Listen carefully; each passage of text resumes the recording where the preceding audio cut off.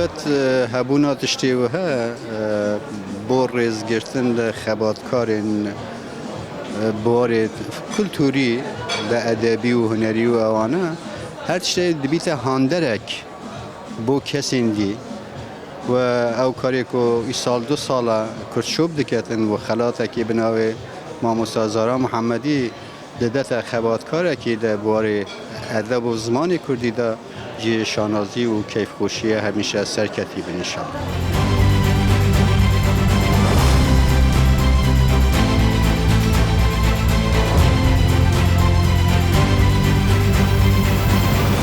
تا دەستخۆشی لە کورشۆب دەکەم ڕبک ڕێکخراوێکی بەڕاستی مادوونە ناسانە کاری خۆی کردووە ئەوەی کە پێویست بۆ بەڕاستی لە کورشۆبدا ئەو مەراسیمەیدا دیتمان چونگی کەسێکی لیاقەت ینی کەسێک بوو کە شایەنی ئەو خەڵاتە بێ.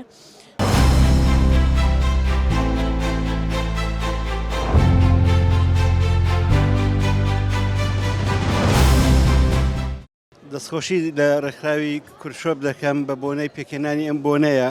ئەوەی کە خەڵاتێکیان بە ناوی زارە ناودێر کردووە و ئەم ساڵ بۆ دووەمین جار ئەم خەڵاتیان بەخشی بە خانمێک خاتونێک کە خزمەتی زمانی کردووە لە ڕۆژاوای کوردستان. بە بڕای من ڕێوڕسمێکی زۆر خۆش بوو، هەم ڕێزگرتنێک بوو لە هەموو کەسانەی بۆ زمانی کوردی تێدەکۆشن و بیرهێنانەوەی گرنگی خزمەتکردنی زمانەکەمان بوو ئەو پیلانانەی کە بۆ ئەو هەڕەشانەی کە لە دژی زمانی کوردی لە گۆرەدان و لێک بیرورا گۆڕینەوەیەک بوو لە بینی بڵین دڵسۆزانی زمانی کوردی و شارەزایانی زمانی کوردی لە بەشە جۆراجۆرەکانی کوردستان. بۆ من زۆر خۆشحاڵ بووم کە ئەوڕۆ لەو کۆمەڵە خەڵکەدا خۆم دیتەوە شاهیدەوە بووم کە خەڵاتێک بە ناوی زاراوە کراوە ئەمە پاداشەکە بۆ بە دڵنیایەوە هاندەر دەبێت بۆ خەڵکی تریش کە لە داهاتوودا خزمەتی زمانی کوردی بکەن. دەستخۆشی بە ڕێکخراوی کورشۆب دەڵم.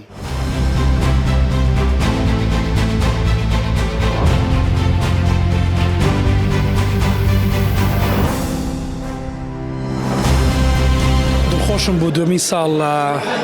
خەڵاتی زارا ئامادە دەبم کە ڕێکخراوی کورشۆب ئەنجامی دەدات. هەمیشە ئەوی جێگای دڵخۆشیە بۆ من هەم گەنجەکان ڕۆڵی کاریگەریانەیە لەم ڕێکخراوە بۆ پاراستنی زمان و کولتوری کوردی کە ئەمە بەشێکی ئەساسیە بۆ داهاتووی ئەم وڵاتە چکە بەڕاستی بەداخەوە لەو قودۆخی ئێستا ئێمە تێداین دەبینین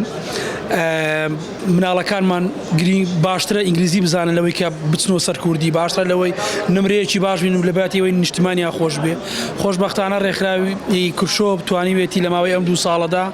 گرنگی و بەهایەکی جوانتر بە زمان و کولتوری کوردی بدا. ئەوەی بۆ ئێمە جێگای دڵخۆشی ئەوەیە چۆن بتوانین وەکو نەتەوە وەکو کوردستانیان لە هەر چوار پارچەی کوردستانە هەمیشە دەڵێن کوردستان چوار پارچەیە، بەڵام هەمیشە من دەڵێم کوردستان یەک پارچەیە دوژمنی مە چوار پارچەیە. بۆیە ئەم ڕێکخراوە توانیوێتی ڕۆڵێکی زۆر کاریگەر و جوان ببینی هەر چوار پارچەی کوردستان لە شوێنێکا کۆ دەکاتەوە بۆی کە بازە زمان و ئەدەب و کولتوری کوردی بکەن. بۆیە من دەخوازم لەوەی کە لە داهاتوودا لەگەر ئەم ڕێکخراوە کاری گەورەتر و باشتر بۆ پاراستنی ئەم بابەتانە بکەین.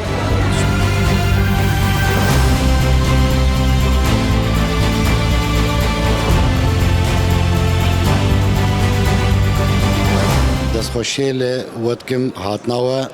و ئەڤ خەڵاتە گەلێکی بەرز و مەزن و براستی جێ خۆدە ینی بە تایبەتی کۆکیشت ئینسانێکی هێشتا لە ژیانە خۆدەیە و گەلێکی مەومە بەرێمە کوردم بەردەوام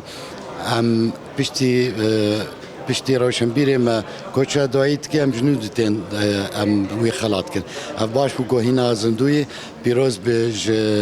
ji خوشکامەرە gelekî spas bo we Kurçop û vê xelata gelekî mezin spas bo we hema spas bo hemî heval û biraderê ku hatin ku me hevdû dîş nêzik ve me hevdû nas kir û gelekî spas memnûn.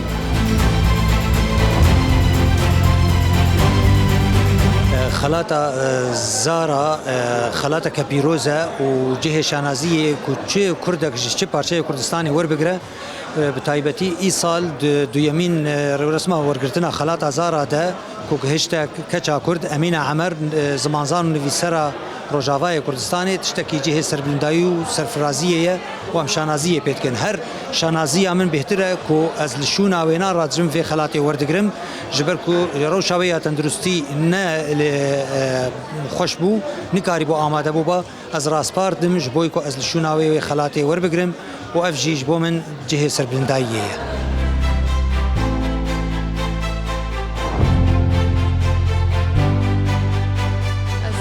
كيف خاشم و بيوزباي دكم جوا وجا همو خبات كارين كنت شوبي سازيا كنت شوبي بغاستي سازيا كاكو جنجير دم ما في جنان جن خواتي دا دبينا وكو زارا محمدي وكو أمينة خانم از هيوي دكم أم حمو بكارن خواتي دا ببينا از هيوي أصلا كيوتن يجبو سازيا دا خازم و بيوزبا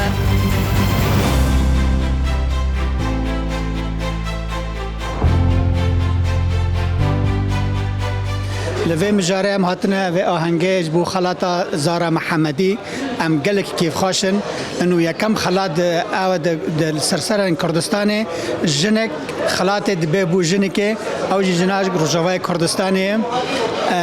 عمری او جی گلکی خباتکار بی و زبر زمانه کردی و پر رعت بی و زحمت کشستاندیه او هجای و خلاطه ام کیف خاشن به آهنگه ام هاتن ام حاضر بون و ام گلکی کیف خاش بین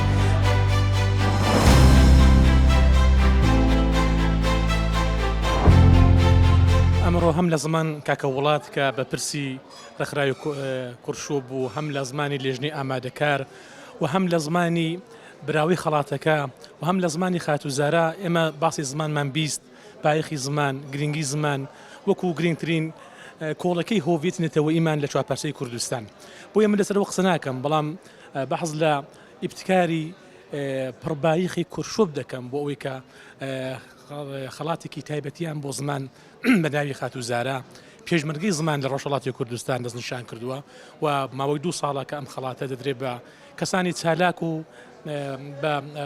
کارنامەیەکی دەوڵەمەند لە خزمەت بە زمان بۆیە من ئەم هەوڵەی ڕێکخراوی کوڕشۆ زۆر بەرز نرخدرم و لە ڕاستای پرۆسەی هۆڤیەت سازی کوردیدا باخێکی زۆری هەیە بۆیە ئەوەتەکردنیان بۆ دەخوازم.